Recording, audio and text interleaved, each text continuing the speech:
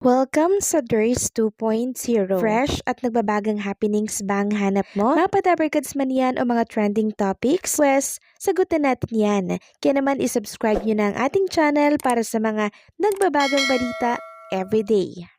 So ayun, welcome back again sa ating YouTube channel mga Kadabarkads, and for today's video nga pag-uusapan natin ay ang mga pangyayari po sa loob at sa labas ng Itbulaga. So si Miles ang ninang of the day ngayong araw po sa Itbulaga, no, araw ng Martes. Kumanta at nag-knock-knock siya sa Itbulaga na siyang kinatuwa at in-enjoy naman po ng mga team online and televiewers. By the way, si Wally Viola nasa studio din po ng Itbulaga kanina, kaya marami po ang nagtataka at mas lalo pang tumindi yung pagtataka po nila nang bumalik na po ang Itbulaga from closing break or closing gap dahil sila Wally at Miles nasa Antipolo po agad-agad. Marami po ang nagtataka bakit ang bilis-bilis daw nilang makapunta doon. From studio ng Itbulaga to Antipolo real quick. Ang hindi po nila alam, magkaibang araw po nila ito shoot yung episode ngayong araw po ng Martes. Isa pa, hindi po live ang Itbulaga today. Yung mga legit Dabarkads, alam po yan dahil laging nare-remind natin yan sa kanila. So bukas, live ang Itbulaga, yun ay kung makabalik sila agad from Boracay na mukhang malabo po dahil napaka-hassle nun.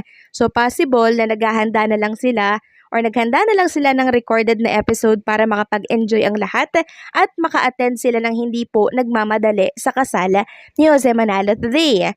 So Monday to Tuesday recorded, Wednesday to Saturday live, at walang kaso yun kung live or recorded as long as napapasiya tayo araw-araw ng Itbulaga kahit na meron silang other commitment outside sa Itbulaga. So, during Sugod Bahay mga kapatid, pumaliw po ng 87K ang nanonood dito po sa Itbulaga TVJ na YouTube channel. Samantalang sa TV5 Philippines naman ay 26K po ang nanonood. Samantalang congratulations naman po pala dito kay Miles Ocampo na siyang tinanggap na po ang kanyang awards from Southeast Asian Premier Business. So, ang award po dito ni Miles Ocampo ay TV Host of the Year. So, ito po ay binigay 8 of December 2024. So, ayan po tinanggap po ni Miles Ocampo, and ngayon lang din po na-post ng ating mga Kadabarkads. Kaya naman ang Southeast Asian Premier ay truly thankful for the support and the recognition. It's fantastic daw opportunity to spread the word about sa kanilang event. So muli, congratulations Miles Ocampo. Samantalang isang host naman ng Itbulaga ang nakakuha po ng endorsement. Walang iba kundi itong si Queen Amber Torres. So hindi pala siya host mga Dabarkads. Ano ba tawag sa kanya? Wala kasi akong maitawag sa kanya mga Dabarkads Kaya host na lamang din ng Itbulaga. So nakuha niya po ata itong Fralipik. Ni-endorse niya din po kasi. Sabi po ni Queen Amber dito, OOTD, ganda lagi ng bihis ko po dahil sa Fralipik. Salamat sa Fralipik sa mga damit ko po. At ayan, dagdag na po ang pag-aasikaso ni Ma'am Ali Francisco. So yung mga damit po pala ni Queen Amber Torres ay pinadala po ni Fralipik. Siyempre, sa pagpo-post po ni Queen Amber Torres ay na-endorse, na-promote na din itong brand ng Fralipik. Ayan po, Fralipik, merong 6.9K na likes and 7.7K na followers. So, hindi man po ganun kalaki ang naturang endorsement or promotion, at least, 'di ba, meron po na pinopromote itong si Queen Amber. Samantalang si Rise Mediso naman po ay nag-flex ng kanyang picture kuha po dito sa Boracay. So, ayan po yung dalawang picture ni Rise Mediso. Talagang nag-e-enjoy ang ating mga Kadabarkads dito po sa Boracay.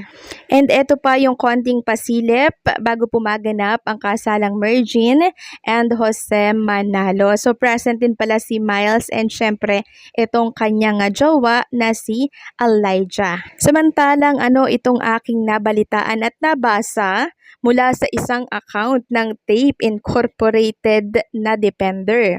Sabi niya, ikatlong noontime show ikakasa ng isang network sa 2025.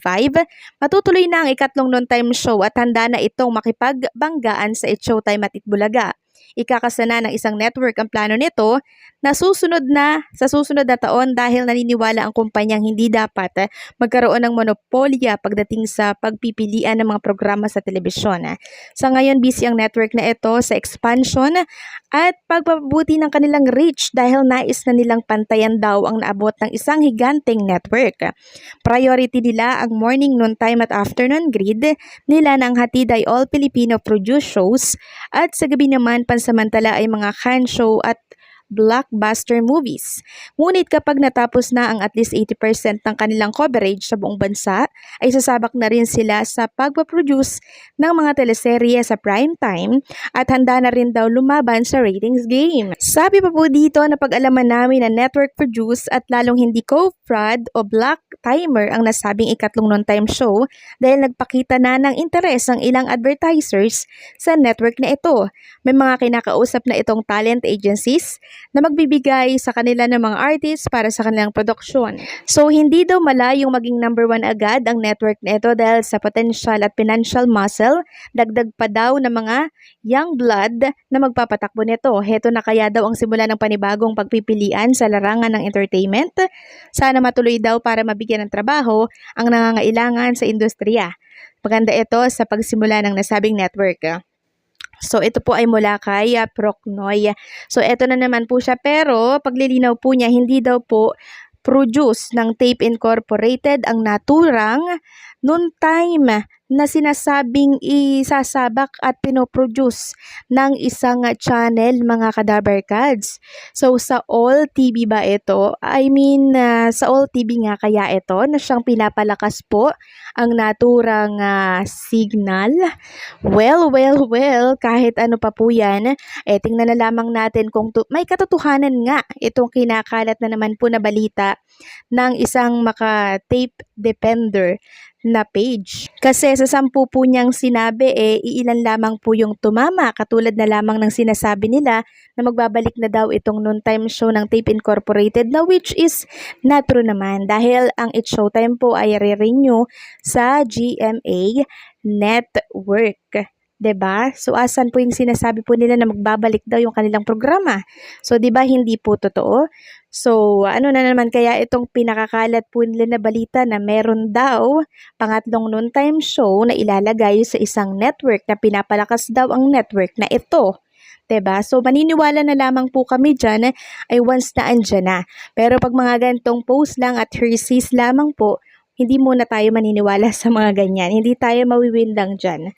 Okay? Dahil alam natin na kahit anong noontime show ang sumibol, doon at doon tayo sa Itbulaga magbabalik. Hindi po ba mga Kadabarkads? So ano po ang masasabi niyo sa update natin ito?